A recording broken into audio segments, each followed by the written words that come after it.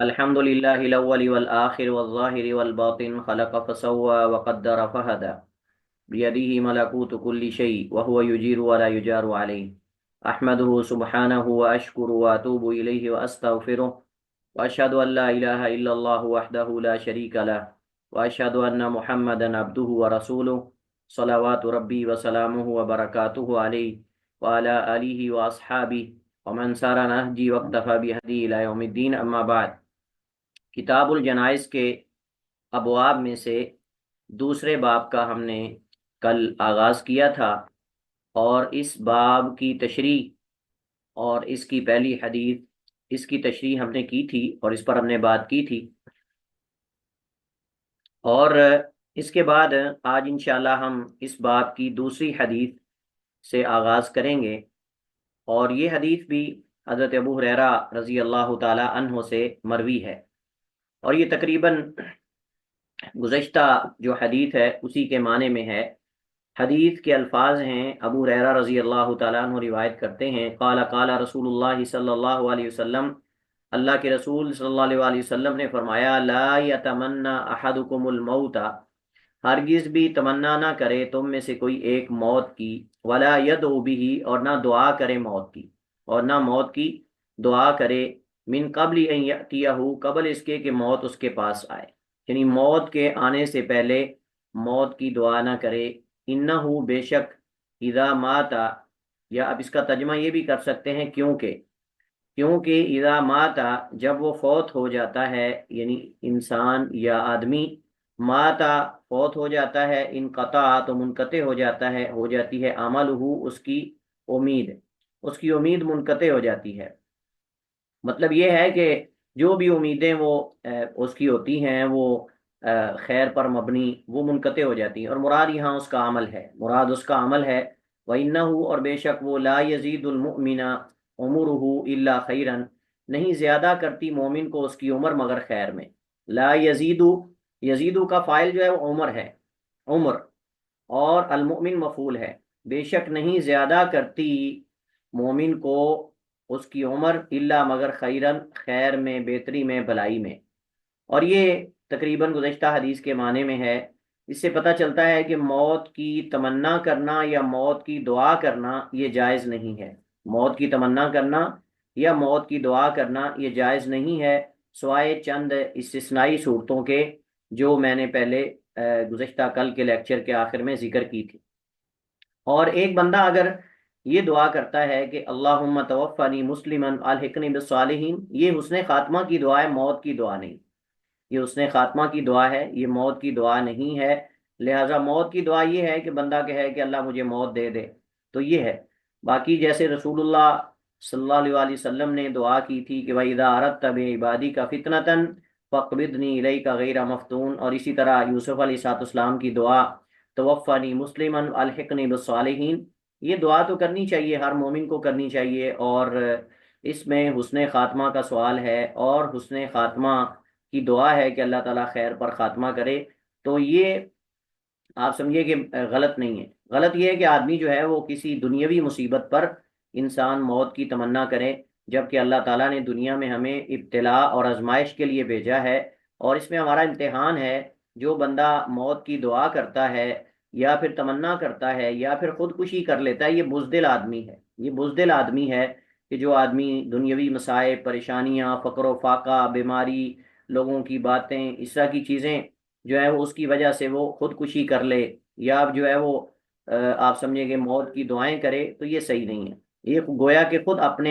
اپنے لیے امیدوں کو منقطع کرنا ہے، عمل کو منقطع کرنا ہے. جبکہ زندہ انسان جب ہوتا ہے تو اس کے پاس فرصت ہوتی ہے، اس کے بعد موقع ہوتا ہے، فرصت ہوتی ہے مزید نیکی کرنے کی. اگر اچھا ہے، نیک ہے، تو مزید نیکی کرنے کی فرصت ہوتی ہے، اور اگر برا ہے تو اس کے پاس توبہ کی، استغفار کی، اور اسی طرح مزید خیر کے اعمال کرنے کی اس کے پاس فرصت موجود ہوتی ہے، جس کو یہ گویا کہ اپنے لیے اللہ سے مانگ کر جو ہے وہ منقطع کر رہا ہے. اور اس اعتبار سے یہ جو ہے وہ صحیح نہیں ہے. اور یہ حدیث جو ہے وہ صحیح مسلم میں ہے، اور حدیث صحیح ہے، اور اس کے فوائد بھی تقریباً وہی ہیں. انس بن مالک خادم رسول اللہ صلی اللہ علیہ وسلم رضی اللہ تعالیٰ عنہ سے روایت ہے، فرماتے ہیں اللہ کے رسول علیہ الصلوۃ والسلام نے فرمایا، لا یتمنین احدکم، ہرگز بھی تمنا نہ کرے تم میں سے کوئی ایک، من ضر، کسی مصیبت کی وجہ سے، اصابہ ہو جو اس کو پہنچے۔ اور سنن نسائی میں الفاظ ہیں لضر نزل به فی الدنیا، لضر نزل به فی الدنیا، کسی دنیاوی مصیبت کی وجہ سے، کسی ایسی مصیبت کی وجہ سے دنیا میں اس پر آتی ہے، یہ مطلب ہے۔ تو ہرگز بھی تم میں سے کوئی تمنا نہ کرے موت کی، من ضر، کسی مصیبت کی وجہ سے، کسی مصیبت کی وجہ سے، فَإِنْ أَصَابَهُ فَإِنْ كَانَ لَا بُدَّ فَاعِلًا، اگر ضروری یا لازمی جو ہے وہ آرزو کرنا ہی چاہتا ہے، تمنا کرنا ہی چاہتا ہے، تو پھر وہ فل، یعنی اگر وہ نہیں رہتا، زیادہ مصائب اور پریشانیاں، اور اپنے آپ کو حوصلہ دینا چاہتا ہے، تسلی دینا چاہتا ہے، تو پھر وہ یہ دعا نہ کرے بلکہ یہ دعا کرے، اللہم احیینی، اللہم احیینی، اے اللہ مجھے زندہ رکھنا، ما کانت الحیات خیرا لی، جب تک زندگی اور حیات میرے لیے بہتر ہے، اے اللہ مجھے زندہ رکھنا جب تک حیات و زندگی میرے لیے بہتر ہے، وتوفنی، اور مجھے فوت کرنا، اذا، جب کانت ہو، الوفات، وفات، خیرن، بہتر، لی، میرے لیے۔ تو اس کے اندر گویا کہ وہ اپنے معاملات کو اللہ کے سپرد کر دیتا ہے، اور یہ توکل علی اللہ ہے کہ ہم اپنے ہر معاملے میں اللہ سبحانہ و تعالیٰ پہ توکل کریں، اور اس کے اندر گویا کہ وہی جیسے میں نے ذکر کیا، خیر کی اس نے خاتمہ کی دعا ہے، خیر کی اور اس نے خاتمہ کی دعا ہے، اور اللہ جانتا ہے کہ آدمی کے لیے وفات کب بہتر ہے اور اس کے لیے زندگی کب تک بہتر ہے۔ تو یہ گویا کہ وہ جیسے نبی کریم علیہ الصلوۃ والسلام کی دعا ہے کہ اذا اردت بعبادی کا فتنتن فقبضنی الیک غیر مفتون، یہ تقریباً اسی معنی کے اندر یہ دعا ہے۔ اسی طرح توفنی مسلمن الحقنی بالصالحین۔ تو اگر انسان دعا کرنا بھی چاہتا ہے مصائب پریشانیوں میں تو پھر یہ دعا کرے، اللہم احیینی ما کانت الحیات خیرا لی، وتوفنی اذا کانت الوفات خیرا لی۔ تو اس میں گویا کہ وہ اپنے معاملات کو اللہ کے سپرد کر رہا ہے، اور یہ حدیث بھی صحیح ہے، متفق علیہ ہے، اور اس کے علاوہ دیگر کتب حدیث میں بھی یہ حدیث موجود ہے۔ اللہ تعالیٰ کی قضاء اور قدر پر راضی رہنا، اور اس میں سے یہ ہے کہ انسان اپنے معاملات اللہ کے سپرد کر دے، اور قضاء اور قدر پر ایمان لانا یہ ارکان ایمان میں سے ہے، اور اس کے بغیر انسان کا ایمان مکمل نہیں ہوتا۔ حضرت عبادہ بن صامت رضی اللہ تعالیٰ عنہ سے روایت ہے، فرماتے ہیں رسول اللہ صلی اللہ علیہ وآلہ وسلم نے فرمایا، من احب لقاء اللہ، جس نے اللہ سبحانہ و تعالیٰ کی ملاقات پسند کی یا محبت کی اللہ تعالیٰ کی لقاء اور ملاقات سے، یا پسند کیا اللہ تعالیٰ کی ملاقات کو، چاہا اللہ تعالیٰ کی ملاقات کو، احب اللہ لقاءہ، تو اللہ سبحانہ و تعالیٰ بھی اس کی ملاقات اور لقاء کو چاہتا ہے، ومن، یا چاہے گا، ومن کریہ لقاء اللہ، اور جس نے ناپسند کیا یا ناپسند کرتا ہے جو اللہ تعالیٰ سے ملاقات، کریہ اللہ لقاءہ، اللہ تعالیٰ بھی اس سے ملاقات جو ہے وہ ناپسند کرتا ہے۔ فقالت عائشہ، تو عائشہ رضی اللہ تعالیٰ عنہ نے فرمایا، او بعد ازواجی ہی، راوی کو شک ہے حضرت عائشہ تھیں یا آپ کی ازواج میں سے کوئی اور تھیں، انا لنکرہ الموت، ہم تو سارے ہی موت کو ناپسند کرتے ہیں، ہم تو سارے ہی موت کو ناپسند کرتے ہیں۔ تو فقالا، تو آپ نے فرمایا، لیسا ذاک، لیسا ذاک، کے او ذالکا، لیسا ذالکا، یہ نہیں ہے، یعنی اس سے مراد ومن کریہ لقاء اللہ کریہ لقاءہ، یہ مراد نہیں اس سے، یعنی موت کو ناپسند کرنا یہ اصل میں یہاں مراد نہیں ہے، یہ مطلب ہے لیسا ذالکا، یہ مراد نہیں ہے، ولکن المؤمن، لیکن مومن آدمی، اذا حضرہ الموت، جب اسے موت حاضر ہوتی ہے، یعنی موت کا وقت ہوتا ہے، بشرا برضوان اللہ، وہ اللہ تعالیٰ کی جو رضا ہے، اللہ تعالیٰ کی خوشنودی ہے، اس کی جو ہے وہ خوشخبری دیا جاتا ہے، خوشخبری دیا جاتا ہے اللہ سبحانہ و تعالیٰ کی رضا کی، و کرامت ہی، اور اس کی کرامت کی، اللہ سبحانہ و تعالیٰ کی رضا اور اس کی جو آپ سمجھیں کہ کرامت اور عزت ہے اور بڑائی ہے، اس کی خوشخبری دیا جاتا ہے۔ فَلَيْسَ شَيْءٌ أَحَبَّ إِلَيْهِ، تو اس وقت نہیں کوئی چیز ہوتی زیادہ محبوب اس کے، مما، اس چیز سے، امامہ ہو جو اس کے آگے ہے، مما، اس چیز سے، امامہ ہو جو اس کے آگے ہے۔ یعنی جب مومن موت کے قریب آتا ہے اور موت کا اس کا نزع کا عالم آتا ہے، تو اس وقت مومن جو ہے وہ اللہ تعالیٰ کی جو آپ سمجھیں کہ رضا ہے، اللہ تعالیٰ کی خوشنودی ہے، اس کے آثار محسوس کرنے لگ جاتا ہے، اس کے آثار جو ہے محسوس کرنے لگ جاتا ہے، اور اس وقت پھر وہ اللہ سبحانہ و تعالیٰ کی ملاقات چاہتا ہے، جیسے اللہ کے رسول علیہ الصلوۃ والسلام نے فرمایا اللہم بالرفیق الاعلی، اللہم بالرفیق الاعلی، تو اے اللہ میں جو ملک المقربون ہیں یا ملأ الاعلی ہیں، یا جو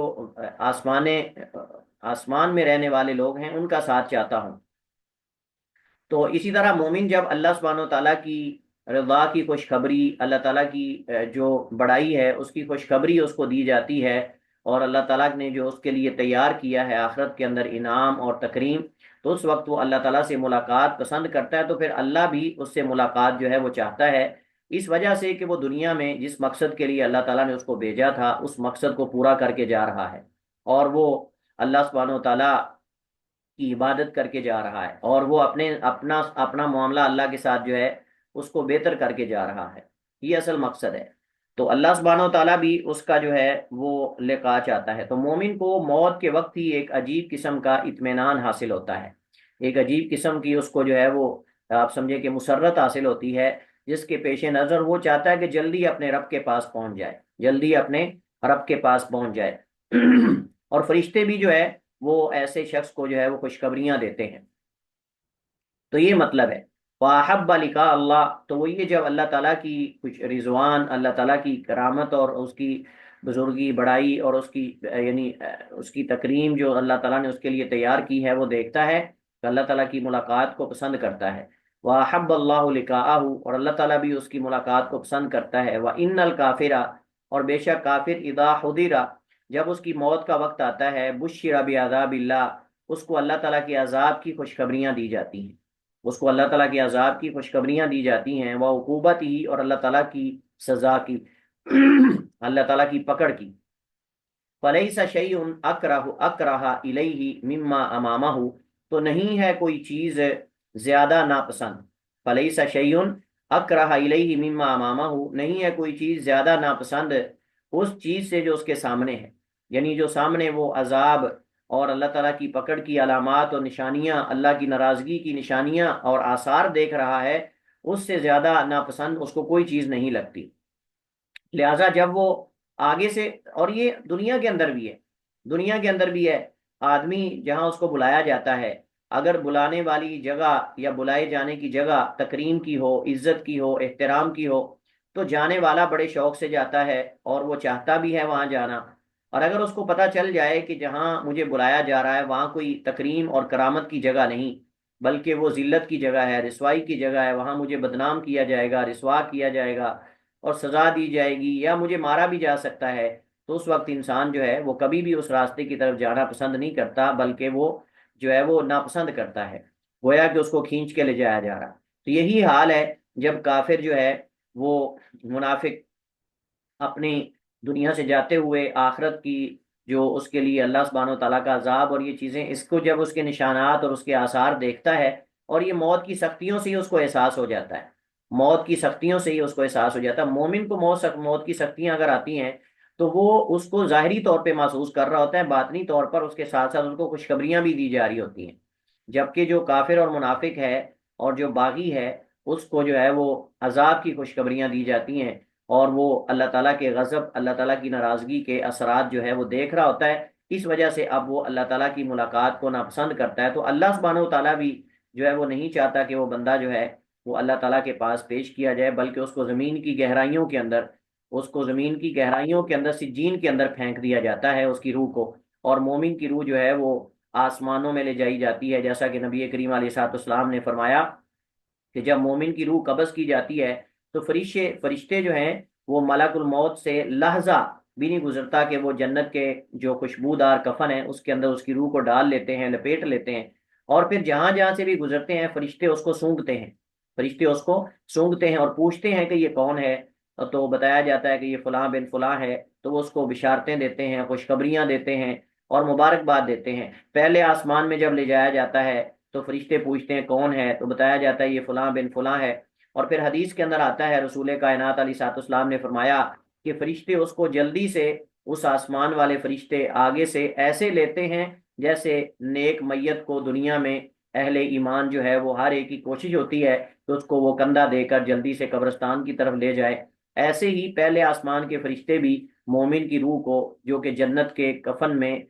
خوشبودار کفن میں لپیٹی ہوتی ہے علیین میں لے جانے کے لیے، تو پھر وہ آسمان کے فرشتے، پہلے آسمان کے فرشتے اس کو جلدی سے آگے سے پکڑتے ہیں اور وہ دوسرے آسمان تک چھوڑ کے واپس آ جاتے ہیں۔ پھر دوسرے آسمان کے فرشتے جلدی سے اس کو آگے سے پکڑتے ہیں اور سونگھتے ہیں۔ جو فرشتے راستے میں کھڑے ہوتے ہیں وہ سارے اس کی خوشبو کو سونگھتے ہیں اور پوچھتے ہیں کہ یہ کون خوش نصیب ہے۔ تو بہرحال اس کے لیے خوشخبریاں ہوتی ہیں، حتیٰ کہ یہ ساتویں آسمان اور پھر علیین کے اندر جو ہے اس کو پہنچا دیا جاتا ہے۔ تو یہ اصل میں ہے احب لقاء اللہ و کریہ لقاء۔ تو اللہ کے رسول علیہ الصلوۃ والسلام نے فرمایا کہ اس کے سامنے پھر کوئی چیز اس سے زیادہ ناپسندیدہ اور جو ہے وہ آپ سمجھیں کہ بری نہیں ہوتی جو وہ سامنے دیکھ رہا ہوتا ہے۔ تو یہ دیکھ کر پھر فقریہ لقاء اللہ، اللہ تعالیٰ کی ملاقات ناپسند کرتا ہے، وقریہ اللہ لقاءہ، اور اللہ تعالیٰ اس سے ملاقات جو ہے وہ ناپسند کرتا ہے۔ تو یہ اس سے جو ہے وہ آپ سمجھے کہ مراد ہے۔ حدیث متفق علیہ ہے۔ اس حدیث کے اندر کئی ایک فوائد ہیں۔ ایک تو یہ پتہ چلتا ہے کہ یہ جو احب لقاء اللہ وکریہ لقاءہ، اس سے مراد نزع کے وقت، موت کے وقت آپ سمجھیے کہ ہر انسان جو ہے اس کو خوشخبری دی جاتی ہے، ہر انسان کو خوشخبری دی جاتی ہے۔ اگر مومن ہے تو اس کو نیک خوشخبری دی جاتی ہے، اچھی خوشخبری دی جاتی ہے، اللہ کی رضوان، اللہ تعالیٰ کی کرامت اور اس کی تکریم اور عزت کی خوشخبری دی جاتی ہے مومن کو۔ اور اگر برا ہے تو اس کو جہنم کی، عذاب کی، اللہ کی پکڑ کی، اللہ کی ناراضگی اور غصے کی خوشخبری دی جاتی ہے۔ اور خوشخبری کیا ظاہری ہے یا اس سے مراد کنایا ہے کہ وہ دیکھ لیتا ہے اس کے آثار اور اس کے نشانات، دونوں طرح کا احتمال جو ہے وہ اس کے اندر موجود ہے۔ اور اس سے یہ پتہ چلتا ہے کہ مومن بھی اپنے استحضار کے وقت، موت کے وقت اپنا مقام دیکھ لیتا ہے اور کافر بھی دیکھ لیتا ہے۔ اس حدیث سے پتہ چلتا ہے کہ اس سے یہ پتہ چلتا ہے کہ موت کی سختیوں سے مراد جو ہے وہ احب لقاء اللہ و کریہ لقاء اللہ نہیں ہے، بلکہ وہ الگ چیز ہے۔ اور اس سے بھی پتہ چلتا ہے کہ ہمیں جو ہے وہ کثرت سے نیک اعمال کرنے چاہیے، اور نیک اعمال کرنے والا شخص حقیقت میں اللہ تعالیٰ سے ملاقات چاہتا ہے، اللہ تعالیٰ سے ملاقات چاہتا ہے، کیونکہ جو نیک عمل کر رہا ہے وہ اسی لیے کر رہا ہے کہ وہ اللہ تعالیٰ سے ملاقات چاہتا ہے، اور جو نیک عمل نہیں کر رہا، وہ نیک اعمال سے دور ہے، وہ اسی وجہ سے کہ وہ اللہ تعالیٰ سے ملاقات نہیں چاہتا، اور یہ مایوسی کی علامت ہے، اور مومن مایوس نہیں ہوتا۔ اس کے اندر ترغیب ہے، رغبت ہے خیر اور نیکی کے کام کرنے اور ان پر ہمیشگی کرنے پر، نیکی کے کام کرنے اور ان پر ہمیشگی کرنے پر ہمیں رغبت دلائی گئی ہے، ترغیب دی گئی ہے۔ اس میں اللہ تعالیٰ کی دو صفات ان کا بیان ہے، اللہ تعالیٰ کی صفات میں سے، اور وہ دو صفات کون سی ہیں؟ المحبہ والکر، پسند کرنا اور ناپسند کرنا۔ اللہ تعالیٰ کی دونوں صفات ہیں، صفت محبہ اور صفت کر، ناپسند کرنا۔ تو الکراہیت جو ہے یہ اللہ تعالیٰ کی صفات فعلیہ میں سے ہے، اور محبت بھی اللہ تعالیٰ کی صفات فعلیہ میں سے، اور یہ حقیقی صفات ہیں۔ اللہ تعالیٰ ان صفات سے حقیقت میں موصوف ہے، جیسے اللہ سبحانہ و تعالیٰ کی شان کے لائق ہے۔ تو یہ اللہ تعالیٰ کی دو صفات میں سے۔ اور دوسرا اس سے پتہ چلتا ہے کہ انما الجزاء من جنس العمل، بدلہ عمل کی جنس میں سے ملتا ہے۔ جب مومن اللہ سے ملاقات پسند کرتا ہے تو اللہ بھی پسند کرتا ہے، اور جب مومن اللہ سے ملاقات ناپسند کرتا ہے تو اللہ تعالیٰ بھی ناپسند کرتا ہے۔ اور اس سے بھی پتہ چلتا ہے کہ اللہ تعالیٰ کے ساتھ جو بندہ حسن ظن رکھتا ہے، اللہ تعالیٰ کی ذات کے ساتھ جو حسن ظن رکھتا ہے، اللہ تعالیٰ اس کے ساتھ اچھا تعامل کرتا ہے، اچھا معاملہ کرتا ہے، اور جو اللہ تعالیٰ سے بدگمانی رکھتا ہے، اللہ تعالیٰ اس کے ساتھ اسی کے مطابق جو ہے وہ تعامل کرتا ہے۔ اس کے بعد ہمارے پاس اگلی حدیث ہے، اور یہ پہلی حدیث کا ہی جز ہے۔ وفی روایت عائشہ، اور حضرت عائشہ کی حدیث میں ہے والموت قبل لقاء اللہ، اور وہ موت کو، یعنی آپ سمجھیں کہ مومن جو ہے پسند کرتا ہے ملاقات سے پہلے، مومن جو ہے وہ موت کو ملاقات سے پہلے پسند کرتا ہے۔ یعنی مومن جو ہے جب وہ اللہ تعالیٰ کی رضا، خوشنودی اور یہ چیزیں جو ہے وہ دیکھتا ہے، اس وقت وہ موت کو پسند کرتا ہے۔ لیکن صاف ظاہر ہے کہ اس سے پہلے موت سب کو ناپسند ہے، دنیا میں صحت مندی تندرستی کے عالم میں تو کوئی بھی موت کو پسند نہیں کرتا، لیکن یہ خاص حالت ہے جس کے اندر اللہ کے رسول علیہ الصلوۃ والسلام نے یہ ذکر کیا ہے۔ اور اس وقت موت کو جو ہے وہ پسند کرنا یہ کوئی عیب نہیں ہے، کیونکہ اس وقت اس کی نزع کا عالم ہے، اور وہ یعنی اپنی آخرت کی جو آپ سمجھیں کہ جگہ ہے اس کو دیکھ رہا ہے۔ اگلی حدیث ہے حضرت ابو قتادہ رضی اللہ تعالیٰ عنہ، حارث بن ربعی رضی اللہ تعالیٰ عنہ انصاری سے روایت ہے، انہ کان یحدث، وہ بیان کیا کرتے تھے، ان رسول اللہ صلی اللہ علیہ وسلم، کہ بے شک اللہ کے رسول علیہ الصلوۃ والسلام، مر یا مر علیہ بجنازۃ، یا مر علیہ بجنازۃ، دونوں طرح اس کو پڑھ سکتے ہیں۔ اللہ کے رسول علیہ الصلوۃ والسلام جو ہیں، مر علیہ بجنازۃ، گزارا گیا آپ پر ایک جنازہ، یعنی گزرا آپ پر ایک جنازہ، فقال، تو آپ نے فرمایا مستریح، استراح یستریح سے اسم فاعل ہے، یہ استراح یستریح سے اسم فاعل ہے، آپ نے فرمایا مستریح او مستراح منہ، یا تو یہ راحت پانے والا ہے یا اس سے راحت پائی گئی ہے، یا تو یہ راحت پانے والا ہے، او مستراح منہ، یا اس سے راحت حاصل ہوئی ہے، یعنی یا یہ خود راحت پا گیا یا لوگ اس سے راحت پا گئے، یہ مطلب ہے۔ فقالوا یا رسول اللہ، تو صحابہ نے کہا اللہ کے رسول، مل مستریح و مل مستراح منہ، یعنی مستری اور مستراح سے کیا مراد ہے؟ فقال، تو آپ نے فرمایا العبد المؤمن، مومن بندہ، یستریح، وہ آرام پا لیتا ہے، راحت پا لیتا ہے، سکون حاصل کر لیتا ہے، من نصب دنیا، دنیا کی مشقتوں سے، تھکاوٹوں سے،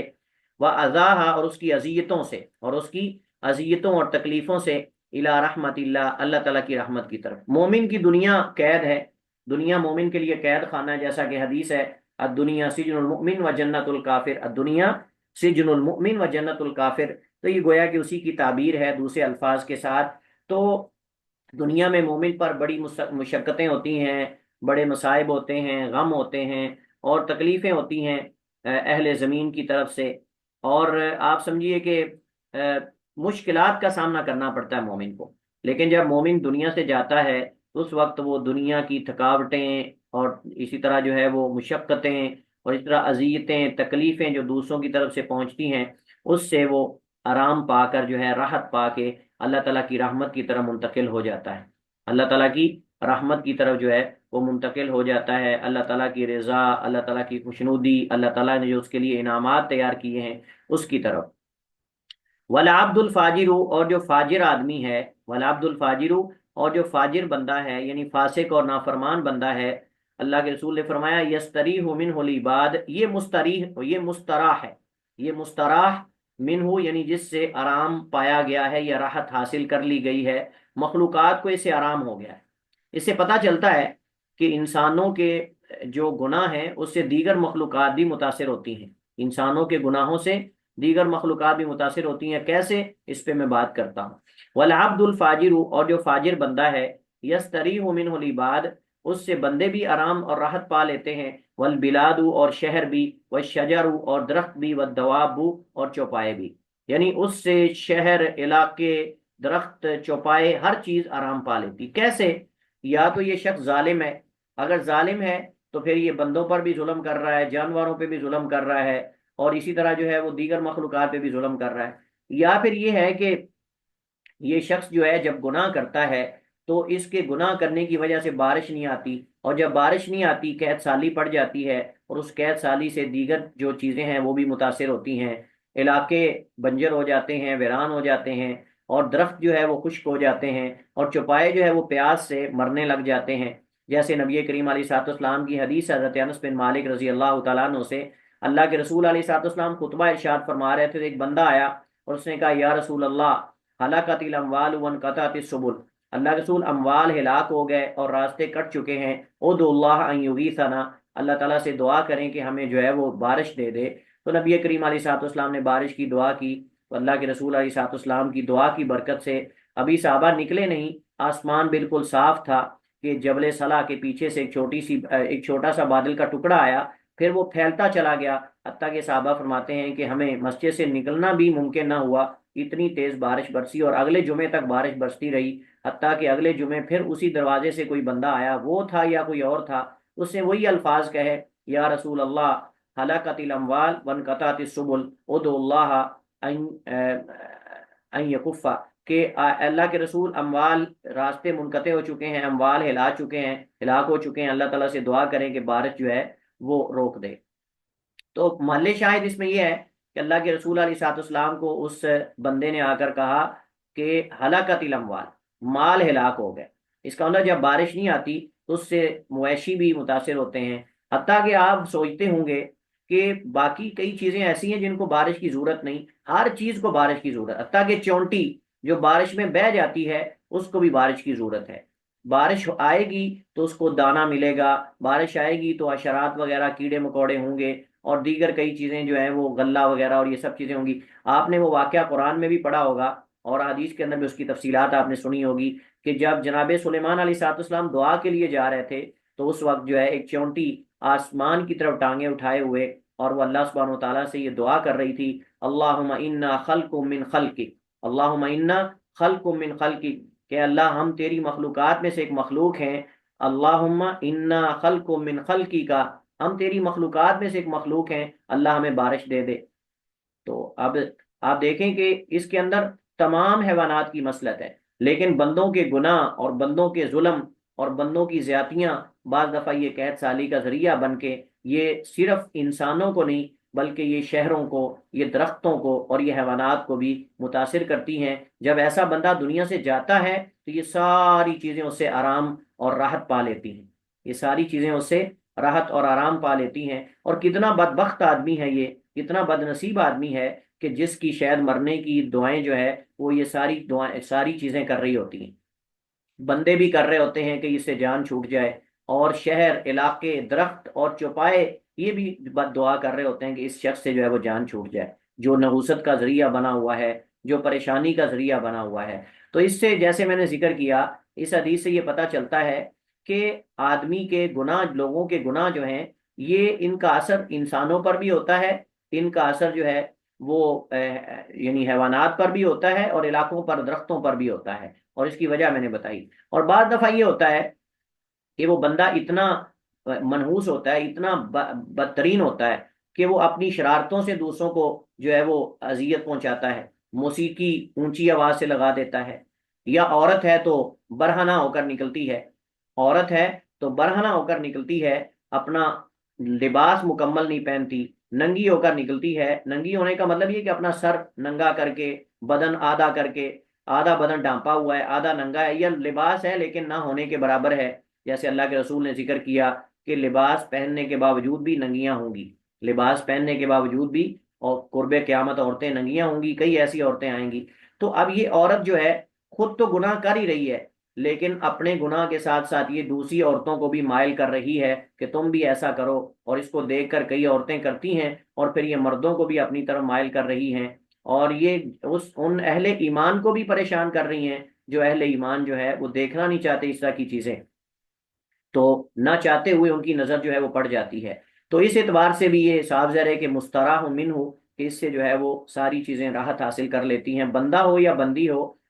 پریشانیاں تو سب کو جو ہے وہ مختلف طریقوں سے جو ہے وہ پہنچتی ہیں۔ بہرحال یہ جو حدیث ہے اللہ کے رسول علیہ الصلوۃ والسلام کی، اس کے اندر یہ بیان ہے کہ مومن آدمی جو ہے دنیا میں مشقتوں میں، پریشانیوں میں ہے، لہٰذا اس کو ان مشقتوں اور پریشانیوں سے پریشان نہیں ہونا چاہیے، صبر کرنا چاہیے، اور ان کی آخرت میں اللہ تعالیٰ سے جزا کی امید رکھنی چاہیے۔ اور اسی طرح اس حدیث کے اندر اس چیز کا بیان ہے کہ مومن آدمی جب اس کو موت آ جاتی ہے تو وہ دنیا کی ساری مشقتیں اور مصائب ان سے آزاد ہو جاتا ہے، اور دائمی سعادت اور خوشی کی طرف منتقل ہو جاتا ہے۔ دار آپ سمجھے کہ دار المشقہ سے دار السعادہ کی طرف منتقل ہو جاتا ہے، دار المشقہ سے دار السعادہ کی طرف جو ہے وہ منتقل ہو جاتا ہے۔ اور پھر اس حدیث کے اندر دو طرح کو یعنی لوگوں کو دو طرح میں تقسیم کیا گیا ہے، مومن اور فاجر، مومن اور فاجر۔ تو مومن سے مراد مومن ہے، اور فاجر سے مراد گناہ گار مسلمان بھی ہو سکتا ہے، اور اس سے مراد کافر، منافق وغیرہ دیگر جو لوگ ہیں وہ بھی اس کے اندر آ سکتے ہیں۔ اس میں ایمان کی فضیلت ہے، اس میں ایمان کی فضیلت کا بیان ہے کہ ایمان جو ہے وہ آدمی کو خوش نصیب بنا دیتا ہے، ایمان جو ہے وہ آدمی کو خوش نصیب بنا دیتا ہے۔ اور اس سے پتہ چلتا ہے کہ آدمی کو دنیا میں خیر کی چابی بننا چاہیے، آدمی کو زندگی میں خیر کی چابی بننا چاہیے، شر کی چابی نہیں بننا چاہیے، خیر کھولنے والا اور جو ہے وہ شر کو بند کرنے والا ہونا چاہیے، نہ کہ شر کھولنے والا اور خیر کو بند کرنے والا ہونا چاہیے۔ آدمی کو چاہیے انسان اللہ کے ساتھ بھی احسان کرے، مخلوق کے ساتھ بھی احسان کرے۔ اللہ کے ساتھ احسان یہ ہے کہ ہم اس کی اخلاص کے ساتھ نبی کائنات کی سنت کے مطابق عبادت کریں، اور مخلوق کے ساتھ احسان یہ ہے کہ ہم ان کے حقوق ادا کریں، کسی پر زیادتی نہ کریں، اور اپنا حق اس سے ہم یعنی آپ سمجھے کہ بعض دفعہ اگر ہمیں یعنی کمپرومائز بھی کرنا پڑے یا اس کو نظر انداز بھی کرنا پڑے تو کر لیا کریں، لیکن کسی دوسرے پر ہماری طرف سے جو ہے وہ زیادتی نہ ہو۔ بعض لوگ زیادتی اس وجہ سے کر جاتے ہیں کہ اس نے زیادتی کی ہے یا وہ دوسروں کے ساتھ زیادتی کرتا ہے لہٰذا میں اس کے ساتھ زیادتی کروں گا، تو یہ صحیح نہیں ہے۔ اور آدمی کو جو ہے وہ آپ سمجھے کہ اس حدیث کے اندر ترغیب دی گئی ہے کہ آدمی توبہ استغفار کرے، گناہ ہو جائے تو اس میں تاخیر نہ کرے توبہ اور استغفار میں، بلکہ فوراً اس کو توبہ کرنی چاہیے اور گناہوں پر اصرار نہیں کرنا چاہیے، کیونکہ گناہوں پر اصرار کرنا اور توبہ میں تاخیر کرنا یہ متاثر کرتا ہے انسانوں کو بھی اور حیوانوں کو بھی، اور یہ قحط سالی اور بارشوں کی قلت کا ذریعہ اور مختلف قسم کے عذابوں کا ذریعہ اور سبب بنتا ہے۔ اس کے بعد ہمارے پاس اگلی حدیث ہے، وعن عبداللہ ابن عمر رضی اللہ تعالی عنہما قال اخذ رسول اللہ صلی اللہ علیہ وسلم بمنکبی فقال كن في الدنيا كأنك غريب أو عابر سبيل، وكان ابن عمر يقول إذا أمسيت فلا تنتظر الصباح وإذا أصبحت فلا تنتظر المساء وخذ من صحتك لمرضك ومن حياتك لموتك، رواہ البخاری۔ عبداللہ ابن عمر رضی اللہ عنہما فرماتے ہیں اللہ کے رسول نے پکڑا بیمن کی بھی میرے کندھے کو، اور اگر تسنیہ پڑھیں بیمن کی بیا، بعض نسخوں میں یہ ہے بیمن کی بیا میرے دونوں کندھوں کو، تو پھر بھی ٹھیک، تو میرے کندھے کو اللہ کے رسول نے پکڑا اور آپ نے فرمایا، یعنی متنبہ کرنے کے لیے، خبردار کرنے کے لیے، بات بڑی اہم ہے، نصیحت بڑی اہم ہے، فائدے کی بات ہے، تو فرمایا کن ہو جاؤ فی دنیا، دنیا میں، کا گویا کہ ان کا آپ غریب اجنبی ہیں، آپ دنیا میں ایسے ہو جائیں جیسے آپ غربت میں ہیں، آپ جو یعنی غرابت میں ہیں، غرابت کا معنی غربت یعنی اجنبیت، آپ گویا کہ اجنبی آدمی ہیں، یہ آپ کا دنیا آپ کا علاقہ نہیں، آپ نے اس میں ہمیشہ نہیں رہنا، جیسے مسافر او عابد سبیل، یا مسافر کی طرح، جیسے کوئی اجنبی انسان ہوتا ہے یا جیسے کوئی مسافر ہوتا ہے۔ وکان ابن عمر، اور عبداللہ ابن عمر اس پر عمل کرتے ہوئے یقول فرمایا کرتے تھے اذا امسیت فلا تنتظر، یعنی اپنے شاگردوں کو عبداللہ ابن عمر یہ نصیحت کیا کرتے تھے اذا امسیت فلا تنتظر الصباح، جب آپ شام کریں تو صبح کا انتظار نہ کریں، واذا اصبحت فلا تنتظر المساء، اور جب آپ صبح کریں تو شام کا انتظار نہ کریں، شام کریں تو صبح کا انتظار نہ کریں، اور جب صبح کریں تو شام کا انتظار نہ کریں۔ وخذ من صحتک، وخذ کا معنی یہ ہے کہ اغتنم، خود کا معنی اغتنم، اور غنیمت جانیں اور غنیمت سمجھیں، کہ من صحتی کا اپنی صحت کو، لمرادی کا اپنی بیماری سے پہلے، یعنی اپنی صحت سے غنیمت حاصل کریں، اس سے فائدہ اٹھائیں، بھرپور فائدہ اٹھائیں، نیکی میں، تقوی میں، ایمان میں، خیر کے اعمال میں سبقت لے جائیں، دیگر ذکر اور دیگر اعمال کریں، لمرادی کا بیماری سے پہلے پہلے، لمرادی کا اپنی بیماری سے پہلے پہلے، ومن حیاتی کا، اور اپنی زندگی سے یعنی فائدہ اٹھائیں، غنیمت حاصل کریں، لموتی کا اپنی موت سے، اپنی موت کے لیے، یعنی آپ بیماری کے دنوں میں جو آپ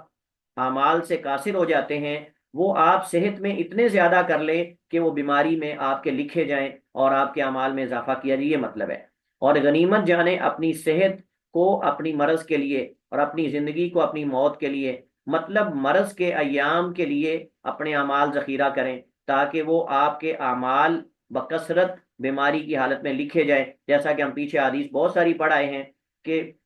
مومن جب بیمار ہوتا ہے تو اس کے تندرستی کے کیے ہوئے اعمال اللہ تعالیٰ فرشتوں سے فرماتا ہے کہ جو جو یہ تندرستی میں اعمال کرتا تھا وہ سارے لکھتے جاؤ، وہ سارے لکھتے جاؤ، یہ مطلب ہے۔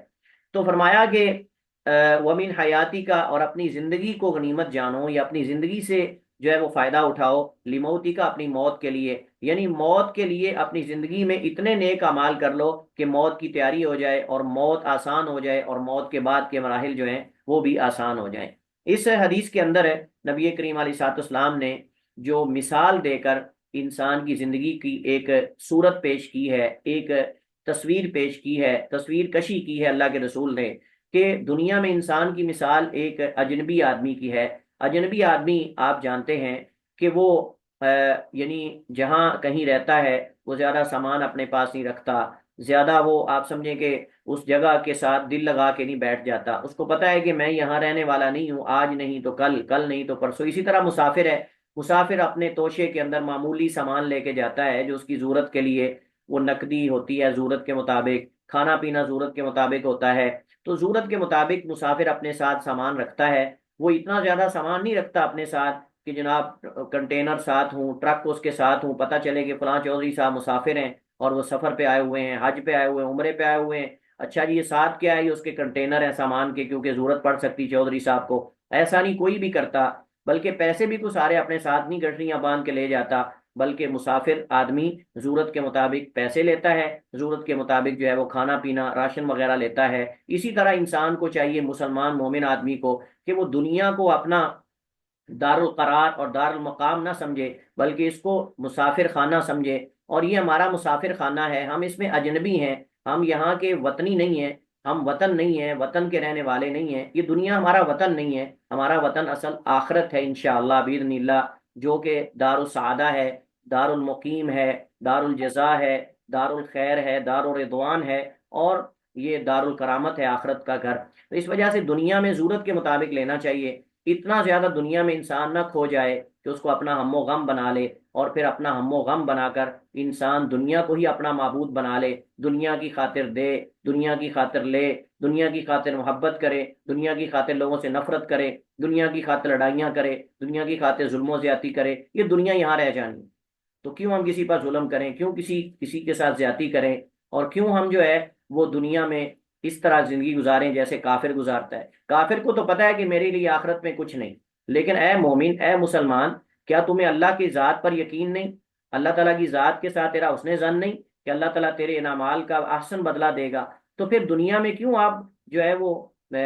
ان کی طرح جو دنیا سے محبت کرنے والے ہیں، دنیا سے محبت کرتے ہیں اور دنیا کے اندر کھو جاتے ہیں اور دنیا کے پیچھے کملے ہو جاتے ہیں، رل جاتے ہیں، حتیٰ کہ اپنے ہوش و آواز بھی انسان کھو بیٹھتا ہے؟ تو ایسا نہیں ہونا چاہیے، بلکہ انسان کو جو ہے وہ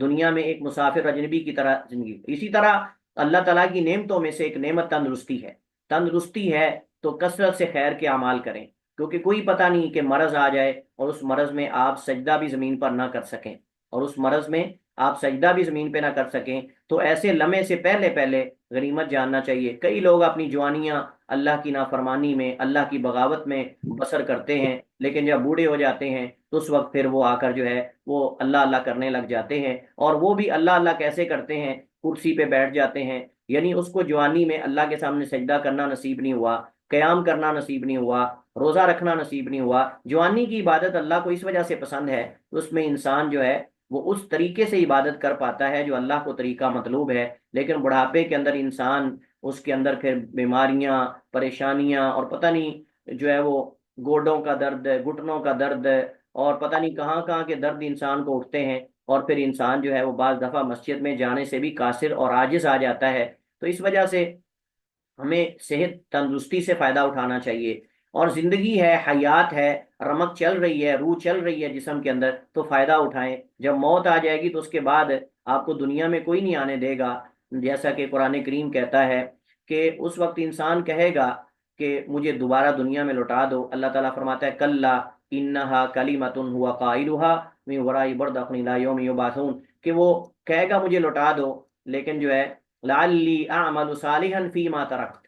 لعلی اعمل صالحا فیما ترکت، کہ شاید کہ میں اپنی زندگی میں دوبارہ جا کے کوئی نیک عمل کر لوں۔ تو اللہ تعالیٰ فرماتا ہے کلا انہا کلمۃ وقائلھا، یہ صرف ایک کلمہ ہے جو وہ محض کہہ رہا ہے، اس کے بعد ایک برزخ ہے، اور وہ ایک ایسا برزخ ہے کہ جو ختم ہونے والا نہیں ہے، اور اس کے بعد جزا و سزا۔ حضرت علی رضی اللہ تعالیٰ عنہ فرمایا کرتے تھے کہ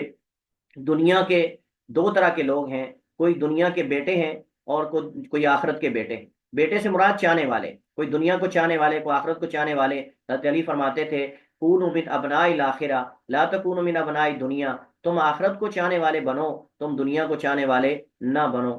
کیونکہ فرمایا لأن اليوم عمل ولا حساب وغدا حساب ولا عمل، کیونکہ آج عمل ہے، حساب نہیں، لیکن کل جب آپ مر جائیں گے اس وقت حساب ہوگا لیکن عمل نہیں ہوگا۔ تو اس وجہ سے ایک اور حدیث میں اللہ کے نبی علیہ الصلوۃ والسلام نے فرمایا نعمتان مغبون فیہما کثیر من الناس الصحۃ والفراغ، دو نعمتیں ایسی ہیں کہ جس میں لوگ دھوکے کا شکار ہیں اور اکثر غفلت برت جاتے ہیں۔ اس میں سے اللہ کے رسول نے فرمایا الصحۃ تندرستی ہے، والفراغ اور فراغت ہے، اگر فرصت ہے، فارغ ٹائم ہے تو اس کو ذکر سے بھر دیں، اس کو ذکر سے بھر دیں، سبحان اللہ، الحمدللہ۔ اللہ کے رسول فرماتے ہیں تملآنی او تملأ ما بین السماء والارض، یہ بھر دینے والے ہیں، یہ بھر دیتا ہے جو آسمان و زمین کے درمیان خلا ہے۔ کلیمتانی حبیبتانی خفیفتانی علی اللسانی ثقیلتانی فی المیزان سبحان اللہ و بحمدہ سبحان اللہ العظیم۔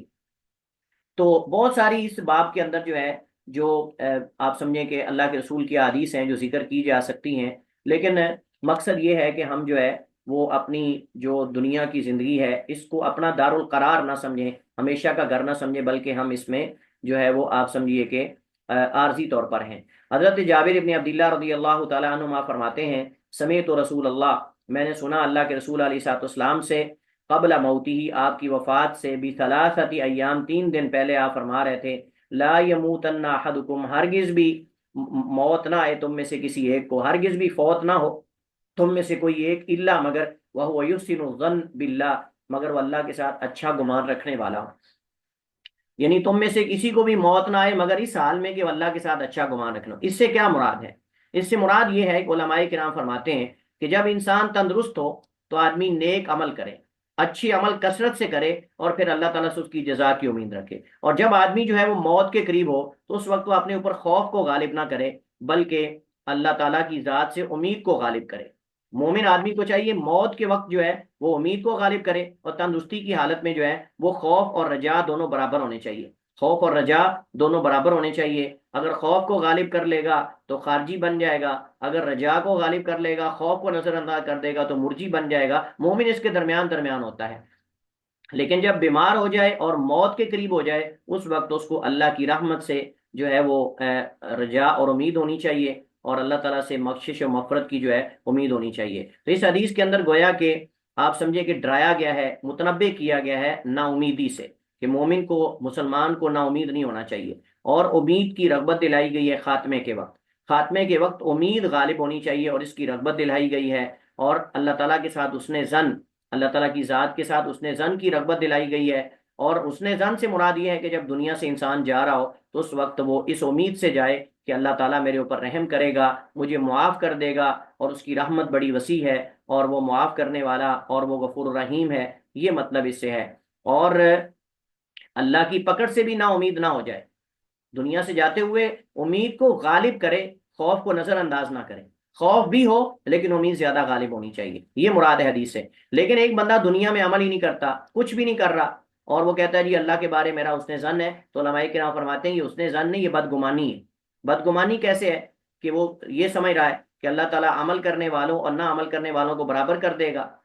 اور وہ یہ سمجھ رہا ہے کہ اللہ سبحانہ و تعالیٰ جو ہے وہ، یعنی میں اس کے بارے میں اگر یہ گمان کر لوں اور کچھ بھی نہ کروں تو پھر بھی اللہ مجھے بخش دے گا۔ اب اللہ تعالیٰ قرآن میں فرماتا ہے افنجعل المسلمین کالمجرمین، افنجعل المسلمین کالمجرمین، کیا ہم مسلمانوں کو مجرموں کی طرح کر دیں گے، یعنی اہل ایمان کو ہم مجرموں کی طرح برابر کر دیں گے؟ ایسا نہیں۔ تو یہ گویا کہ اس طرح کی بدگمانی ہے۔ کوئی کہتے ہیں جی سونے کی کملی میں چھپ کے نکل جائیں گے، کوئی کہتا ہے فلاں کی سفارش سے نکل جائیں گے، کوئی کہتا ہے فلاں نے بخش دیا ہے، نمازوں کی ضرورت بھی نہیں ہے۔ یہ سب اللہ کے بارے بدگمانیاں ہیں کہ کوئی چھپ کے بھی جا سکتا ہے نعوذ باللہ، اور کوئی جو ہے وہ نبی بھی اللہ سے چھپا سکتا ہے۔ اس طرح کی باتیں کرنا بعد دفعہ یہ کفر تک آدمی کو لے جاتی ہیں۔ واللہ تعالی عالم واحکم، وصلی اللہ وسلم علی نبینا محمد وعلی آلہ وصحبہ وسلم۔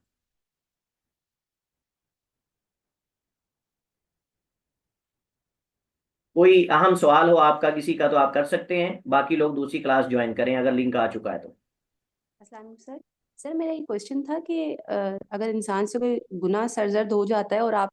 توبہ بھی کر لیتے ہیں، استغفار کرتے ہیں، جتنا ہو سکتا ہے آپ کوشش کرتے ہیں، لیکن ایک گلٹ کی کیفیت اندر رہتی ہے، تو بینگ اے مسلم وہ گلٹ ہونا چاہیے، یا وہ ایک جو مایوسی کی جو ایک کیفیت ہوتی ہے کہ آپ نے کر لیا ہے،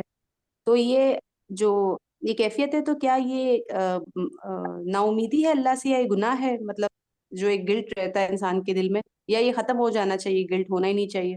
نہیں، دیکھیں آپ نے جس سے توبہ کر لی ہے اور آپ نے پکی سچی توبہ کر لی ہے اس کو آپ نظر انداز کر دیں، لیکن عمومی اللہ تعالیٰ کی پکڑ سے، اللہ تعالیٰ کے عذاب سے، اللہ تعالیٰ سے خوف ہونا چاہیے آدمی کو۔ نا امید مسلمان اللہ کی پکڑ سے نا امید نہیں ہوتا، نا امید نہیں ہوتا۔ تو لیکن یہ ہے کہ جس سے آدمی توبہ کر لے، توبہ طائب ہو جائے، اور اس کو یقین ہے کہ اس نے پکی سچی توبہ کر لی ہے، تو ان گناہوں کو بھول جانا چاہیے، نظر انداز کر دینا چاہیے۔ اور ایسے گناہ جو انسان سے غفلت میں ہو جاتے ہیں اور یاد نہیں ہوتے، اور دیگر گناہ، اس سے انسان کو یہ بھی نہیں سمجھنا چاہیے کہ میں گناہوں سے پاک ہوں اور میرا کوئی گناہ نہیں۔ لیکن یہ ہے کہ انسان جن سے توبہ کر چکا ان کو بار بار ذکر بھی نہیں کرنا چاہیے، ان کو بار بار ذکر بھی نہیں کرنا چاہیے، جس سے اس نے واقعتاً ہی پکی سچی توبہ کر لی ہے۔ آدم جی علیہ سر، السلام السلام آدم علیہ السلام سے گناہ ہوا تھا، انہوں نے ایک ہی دفعہ توبہ کی تھی، بار بار تو نہیں انہوں نے دہرایا اس کو، لیکن عمومی توبہ ہمیں گناہوں سے کرتے رہنا چاہیے، وہ گناہ ہمیں معلوم ہو یا نہ ہو، کئی غلطیاں ہمیں معلوم نہیں ہوتی۔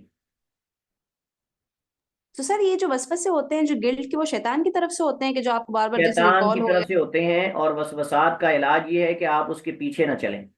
اگر آپ وسوسات کا دروازہ اپنے لیے کھولیں گے تو شیطان کبھی پیچھا نہیں چھوڑے گا، اور وہ دروازے وہ آگے مزید وسوسے پیدا کرے گا، اور اگر ان کو نظر انداز کر دیں گے اور اللہ تعالیٰ کی پناہ مانگیں گے اعوذ باللہ پڑھ کے، تو انشاءاللہ دوبارہ نہیں آئیں گے۔ یہ بالکل ایسے ہے جیسے کوئی بندہ آپ کو برگلا رہا ہو، اور آپ کو کسی چیز کے اندر آپ کو بدگمان کر رہا ہو، آپ کہیں دفع ہو جاؤ، میں آپ کی بات نہیں سنوں گا، تو وہ جو ہے وہ بھاگ جائے گا، اس کو پتا ہے یہاں میری، جیسے پنجابی میں کہتے ہیں نا، میری دال نہیں گلنے والی یہاں۔ لیکن اگر آپ اس کو تھوڑی دلچسپی دکھائیں گے تو وہ بھی صاف ظاہر ہے وہ مزید آئے گا۔ یہی اصل میں شیطان اور اس کے وسوسات ہیں۔ چلیے جی، السلام علیکم ورحمۃ اللہ وبرکاتہ۔